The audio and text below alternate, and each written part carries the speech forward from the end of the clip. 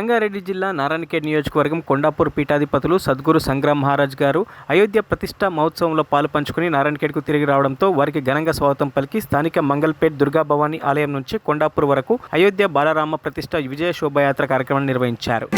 బాల విగ్రహ ప్రధాన ప్రతిష్ఠ కార్యక్రమం జరగడంలో మన పాత్ర కూడా నారాయణఖేడ్ తరపున, మన తెలంగాణ తరపున గత 32 సంవత్సరంగా కాలసేవగా, భూమి పూజగా, చివరికి ప్రారంభానికి కూడా అది మనకు దక్కింది. నారాయణఖేడ్లకు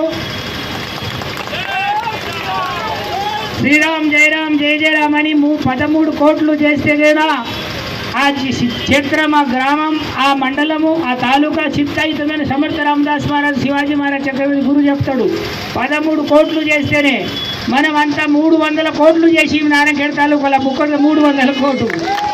అందుకే నారాయణఖేడ్ బలం ఎందుకు వచ్చింది? ఆడ మొత్తం మన విఐపి అని చెప్తారు చూడు, వివిఐపి.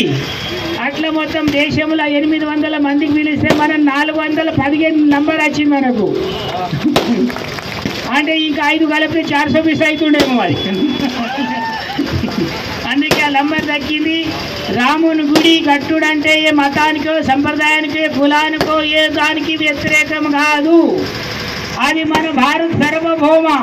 రాముడు దేవుడు తర్వాత కాదు, ముందు రాజు, మర్యాద పురుషోత్తముడు, తల్లిదండ్రులు కొడుకు ఎట్లా ఉండాలి, అన్నదమ్ములు అనుబంధం ఏంటి, దేశభక్తి ఏంటి, భార్య భర్తలేంటి, అన్నదమ్ములేంటి, శిష్యుడు గురు ఏంటి, పరిచయాలు ఏంటి, ఇవ్వడం మానవత్వం. ప్రతిదానికి రాముని ఆదర్శం భూమండలం ఉన్నదాకా ఈ చట్టాలు ఎన్ని తీసినా, ఎన్ని అభిప్రాయాలు, ఎన్ని జీవో తీసినా చివరికి రామనీతి నడిస్తే ఈ సమన్వయ ప్రకృతి, ప్రపంచము, మతాలు, సంప్రదాయాలు, మానసిక వర్గాలు అన్ని సమన్వయం ఉంటుంది. ఆ రోజు ఒక దళితుడికి కూడా. మరిన్ని అప్డేట్స్ కోసం మా ఛానల్ని సబ్స్క్రైబ్ చేయండి.